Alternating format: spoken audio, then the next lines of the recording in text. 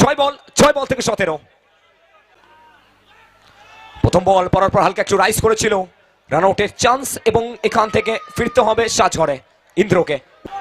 चलिए 6 गेंद 16 run. Strike पे अभय प्रसाद। चले पहला गेंद और पहले ही गेंद से अभय ने अपने बल्ले को फेंका है। जनाब ये मैदान मेरा है और राजा की तरह वापसी करता हुआ। आखिर 5 गेंद 5 पे 12।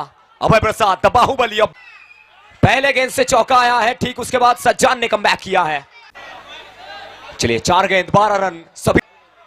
इस मर्तबा अभय प्रसाद, अरे जनाब क्यों कहा जाता है, पिछले वाला ट्रेलर था, ये वाला पिक्चर है। पिच सज्जान 3 गेंद 8 रन।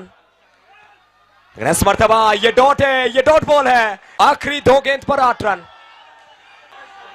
लेकिन इस मर्तबा एक और बार अभय प्रसाद, जनाब इतिहास सिर्फ किताबों में लिखा नहीं जाता है।